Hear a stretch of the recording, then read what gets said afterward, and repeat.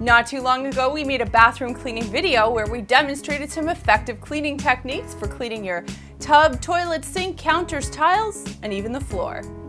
However, even with all of that stuff being squeaky clean, your bathroom still might harbor germs, bacteria, and other nastiness in areas that you don't clean on a regular basis. So, in this video, we're going to uncover some surprisingly dirty things in your bathroom and show you how to clean them, of course. And we're going to start with your toothbrush and your toothbrush holder.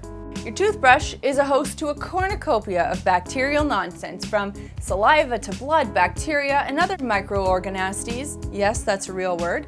And it's also important to remember that your toothbrush sleeps rather close to your toilet.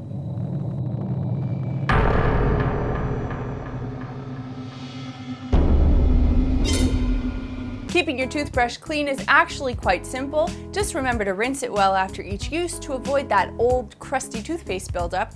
And if you really want to get it clean, you can leave it in a cup of vinegar for about half an hour, and then the vinegar should take care of the bacteria in short order. Not to sound like a dental hygienist here, but you should replace your toothbrush every 3 to 4 months or right after you recover from being sick. And remember, old toothbrushes can be easily repurposed into cleaning toothbrushes.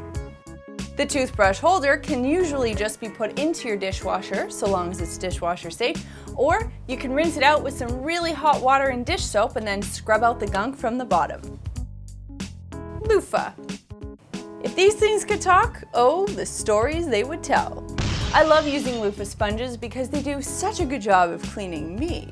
But how often do we think about cleaning them? Well, you'll be relieved to find out that you can clean your loofah as easily as your toothbrush using the same magical cleaning elixir, white vinegar. Just submerge your loofah in a 50-50 mixture of hot water and vinegar for about an hour and then hang it up to drip dry. This method of cleaning also works for those of you who use sponges or washcloths. Another good care tip for your loofah is to always hang it up when you're not using it. That way it can effectively drip dry. Your razor.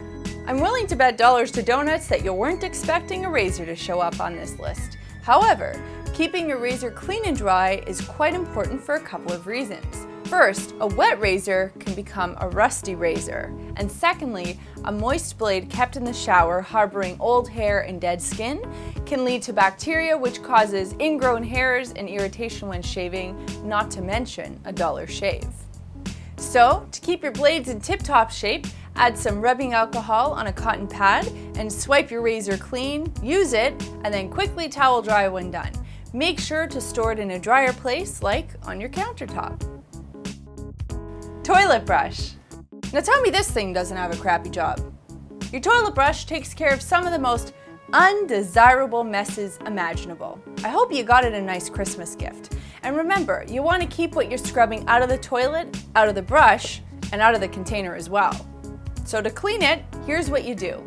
Once you finish cleaning your toilet, spray it generously with a disinfectant of your choice. I'm just using rubbing alcohol here, and let it sit dripping wet, which is really important, for 10 minutes or so. This is called dwell time. Then rinse the brush in the hottest water you can find and allow it to drip dry again using the same method. You should never place a wet brush back into the brush container. That's when the paranormal activity starts to happen. The brush container can also be cleaned by spraying it with disinfectant. You leave that for 10 minutes and then you rinse it under hot water and then you dry it. Folks come up with all kinds of crafty ways to store the brush. I've seen people store it in flower vases, flower pots, and even barbicide containers. It's up to you how you do it. Just make sure you do it properly and that you keep it dry. Plunger. Quite like your toilet brush, your plunger works hard to ensure that your toilet remains free of clogs. However, to ensure your plunger remains free of bacteria, you might want to perform this quick and easy routine after each use. Spray with your favorite disinfectant and leave for 10 minutes, rinse under hot water, and then air dry. You can also store the plunger atop a neatly folded plastic bag. That way, when you do need to use it, you can place it in the bag afterward and bring it to a wash basin to clean without any messy drips getting around your house. This is not the bag you want to be reusing at the grocery store, though. So, there you have it, 5 surprisingly dirty things in your bathroom. and 5 easy ways to get them clean. I will let you know that all of the items in this video are brand new, so don't freak out. If you have a cleaning question that you need answered, I invite you to find, where is it? One of these, and type something in it. I love reading your questions and comments, and I do my best to get back to as many as possible. You guys know that, so don't be shy and say hello. There's a button down there that lets me know you care, so click it if you like this video, and click on this button to subscribe to catch more of our cool cleaning videos. Be sure to check out our website, cleanmyspace.com, where you'll find a whole host of cleaning tips, tricks, and tutorials. Thanks so much for watching, and we'll see you next time.